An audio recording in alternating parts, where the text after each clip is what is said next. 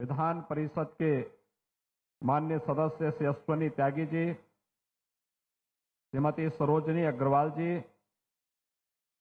Bharatiya Janata party के पूर्व प्रदेश अध्यक्ष डॉक्टर लक्ष्मीकांत वाजपेयी जी, जिला पंचायत के अध्यक्ष श्री गौरव चौधरी जी, क्षेत्रीय अध्यक्ष मोहित बेनीवाल जी, करमवीर जी, विमल शर्मा जी, मुकेश सिंगल जी, रमेश गौड़ जी और आज के इस कार्यक्रम में उपस्थित अपर मुख्य सचिव गृह अवनीश अवस्थी जी, खेल विभाग के सभी अधिकारीगण और भारी संख्या में आज के इस कार्यक्रम में अपने देश के गौरव ओलंपिक के इन सभी खिलाड़ियों का सम्मान करने के लिए यहां पर उपस्थित, मेरठ की इस क्रांति की धरती पर उपस्थित यहां के सभी उपस्थित भाइयों बहनों, मैं सबसे पहले 1857 की क्रांति का बिगुल फूंकने वाली मेरठ की इस क्रांति की धरा को नमन करते हुए देश के कोने कोने से यहां पर उपस्थित सभी पैरा ओलंपिक खिलाड़ियों का हृदय से स्वागत करता हूं, उनका अभिनंदन करता हूं। भाइयों बहनों,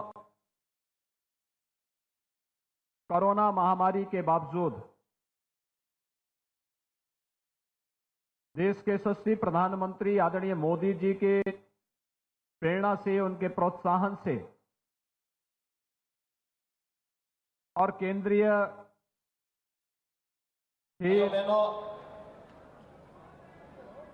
कोरोना महामारी के बावजूद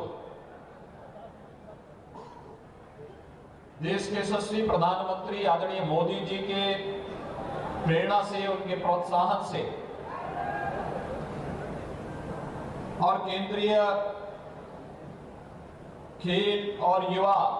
मंत्रालय के मंत्री श्री अनुराग ठाकुर जी के नेतृत्व में टोक्यो ओलंपिक में और टोक्यो पैरालंपिक में भारतीय खिलाड़ियों ने जो कार्य किया है, जो प्रदर्शन किया है, वो अब तक का सबसे बेहतरीन प्रदर्शन है। और उस बेहतरीन प्रदर्शन के लिए हर भारतवासी का यह नैतिक दायित्व बनता है कि हम अपने इन प्रतिभाशाली खिलाड़ियों का, भारत के गौरव को वैश्विक मंच पर एक नई ऊंचाइयों तक पहुंचाने वाले अपने सभी खिलाड़ियों का हम सम्मान करें। और इस दिशा से आज उत्तर प्रदेश सरकार ने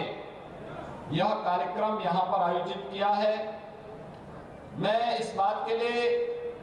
हृदय से धन्यवाद दूंगा और उनका अभिनंदन भी करूंगा केंद्रीय सूचना प्रसारण युवा एवं खेल मंत्रालय के मंत्री श्री अनुराग ठाकुर जी का, जिन्होंने अपनी तमाम व्यस्तताओं के बावजूद जब खिलाड़ियों की बात आई तो उन्होंने कहा सारे कार्यक्रम मेरे स्थगित, मैं मेरठ पहुंचूंगा और सुबह 8:30 बजे ही यहां पहुंच गए थे सभी कार्यक्रमों की देखभाल करने के लिए। वे कार्यक्रम में हमारे मुख्य अतिथि है,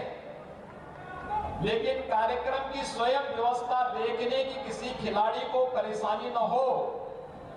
इस भाव के साथ वे स्वयं ही यहां पर उपस्थित होकर के उन सभी खिलाड़ियों का हालचाल ले रहे थे। मैं इस अवसर पर उनका हृदय से अभिनंदन करता हूं और यहां उपस्थित होने के लिए उनका धन्यवाद भी देता हूं। केंद्रीय मंत्री डॉक्टर वीरेंद्र कुमार जी सामाजिक न्याय और अधिकारिता मंत्रालय के माध्यम से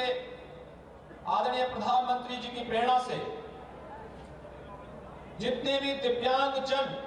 देश के अंदर हैं, उनके उत्थान के लिए और उनकी सहायता के लिए विभिन्न प्रकार की योजनाएं चला रहे हैं। और आज इस मंच पर उनको इसी बात के लिए आमंत्रित भी किया गया कि हो सकता है कि कुछ खिलाड़ियों और अन्य दिव्यांग जनों की मदद के लिए कुछ नया करना पड़े, और जो प्रधानमंत्री जी की सोच रही है कुछ नया करने की, उस सोच को आगे बढ़ाने के लिए आज वे भी यहाँ पर उपस्थित हुए हैं। मैं उनका भी हृदय से अभिनंदन करता हूँ। और भाइयों बहनों, यहाँ पर उपस्थित जितने भी हमारे माननीय सांसद हैं, केंद्रीय मंत्री हैं, माननीय विधायक हैं, जनप्रतिनिधिगण हैं, जितने भी पैरा ओलंपियन हैं और जितने भी देश के अलग अलग कोने से आए हुए हमारे खिलाड़ीगण हैं, इन सब का भी मैं हृदय से अभिनंदन करता हूं, उनका स्वागत करता हूं। मेरठ की जब बात होती है तो स्पोर्ट्स आइटम के लिए भी मेरठ जाना जाता है। अभी हम लोग जब आया था तो मुझे यहाँ का प्रशासन जो यहाँ पर प्रदर्शनी लगी, उस प्रदर्शनी को दिखाने के लिए लेके गया। स्वाभाविक रूप से हमारी सरकार ने 2018 में प्रधानमंत्री मोदी जी की प्रेरणा से एक जनपद एक उत्पाद की योजना लागू की। एक जनपद एक उत्पाद का मतलब जिस उत्पाद के माध्यम से उस जनपद की पहचान बन सके, जिस उत्पाद के माध्यम से वहां पर व्यापक रोजगार की संभावनाओं को आगे बढ़ाया जा सके और जिस उत्पाद के माध्यम से वहां पर न केवल रोजगार बल्कि निवेश की उन संभावनाओं को भी आगे बढ़ाया जा सके, उस व्यवस्था को आगे बढ़ाने के लिए जब हम लोगों ने चयन किया था, तमाम प्रकार के शोध करने के बाद जो हमारे सामने आया कि मेरठ को हम लोग स्पोर्ट्स आइटम के लिए चयन करेंगे। और मुझे प्रसन्नता है कि आज मेरठ ने एक लंबी छलांग इस दिशा में लगाई है और इसीलिए यहाँ पर अब एक मेरठ में स्पोर्ट्स यूनिवर्सिटी भी राज्य सरकार दे रही है। मैं इसके लिए आप सभी मेरठ वासियों को हृदय से बधाई देता हूँ। बहुत शीघ्र इसका कार्य प्रारंभ होने जा रहा है, इसके लिए सभी खिलाड़ियों का अभिनंदन भी करता हूं। भाइयों बहनों, यहां पर मेरठ में जो स्पोर्ट्स के आइटम बनते हैं उसकी अपनी एक क्वालिटी है और न केवल देश के अंदर बल्कि दुनिया के अंदर उसकी व्यापक डिमांड है। लेकिन उस सब के बावजूद शासन स्तर पर जो प्रोत्साहन उन्हें मिलना चाहिए था उसकी कमी पहले दिखाई देती थी। लेकिन 2018 के बाद उसमें जो तीव्रता आई है वह अभिनंदनीय है, स्वागत योग्य है और दोनों एक साथ जब मिलकर के चलते हैं तो उसके परिणाम और बेहतर तरीके से आगे बढ़ सकते हैं। हम सब आभारी हैं प्रधानमंत्री मोदी जी के, जिन्होंने देश के खिलाड़ियों की प्रतिभा को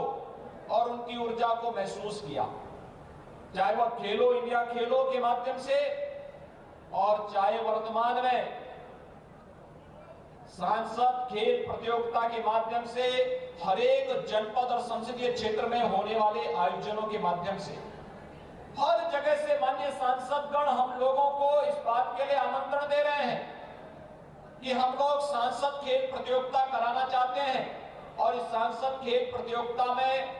भागीदार बने। कोई मंत्री कोई ना कोई इसमें अवश्य आए और अपार उत्साह लोगों में देखने को मिला है।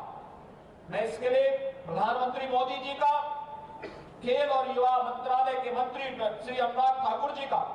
हृदय से धन्यवाद देता हूं, जो देश और प्रदेश के खिलाड़ियों को एक नया मंच मिल रहा है अपनी प्रतिभा को साबित करने का और उसे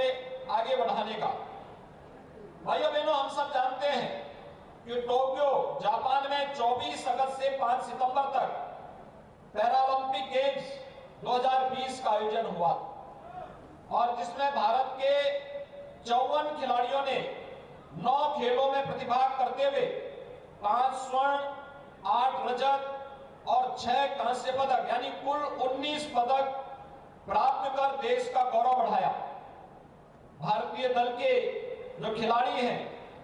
उनमें 8 खिलाड़ी उत्तर प्रदेश के थे, जिसमें जिलाधिकारी गौतम बुद्ध नगर श्री सुहास एलवाई ने बैडमिंटन में सिंगल्स वर्ग में रजत पदक और जनपद गौतम बुद्ध नगर के ही श्री प्रवीण कुमार ने एथलेटिक्स हाई जंप में रजत पदक अर्जित किया। भाइयों बहनों, सुहास एलवाई उत्तर प्रदेश शासन के गौतम बुद्ध नगर के एक जिलाधिकारी हैं और जिलाधिकारी के रूप में मैंने उनको जिलाधिकारी के रूप में तब तैनाती दी जब कोरोना की दस्तक गौतम बुद्ध नगर जनपद में पड़ चुकी थी। उन्होंने वर्ष 2016 में पैरालंपिक में बीजिंग में गोल्ड मेडल, वर्ष 18 में एशियन पैरा गेम्स में जकार्ता में ब्रॉन्ज मेडल और पैरालंपिक टोक्यो में 2021 में सिल्वर मेडल जीता है। और इसके लिए राज्य सरकार ने कल ही उन्हें 5 वेतन वृद्धि की अपनी स्वीकृति भी दी है। मैं इसके लिए श्री सुभाष एलवाई को हृदय से बधाई देता हूं, अपनी शुभकामनाएं भी देता हूं। भाइयों बहनों, पूर्व में उत्तर प्रदेश में राष्ट्रीय और अंतर्राष्ट्रीय प्रतियोगिताओं में पदक अर्जित करने पर सामान्य खिलाड़ियों को ही पुरस्कार प्रदान किए जाने की व्यवस्था थी। हमारी सरकार ने माह सितंबर 2020 में सामान्य खिलाड़ियों की भांति दिव्यांगजन खिलाड़ियों को भी सम्मानित करने का निर्णय लिया और इसके अंतर्गत ओलंपिक गेम्स और पैरालंपिक गेम्स में प्रदेश के पदक विजेता खिलाड़ियों को एकल वर्ग में स्वर्ण पदक पर 6 करोड़, रजत पदक पर 4 करोड़ तथा कांस्य पदक पर 2 करोड़ रुपए की पुरस्कार स्वरूप दे जाने की व्यवस्था की गई। इसी प्रकार से टीम गेम्स में स्वर्ण पदक पर 3 करोड़,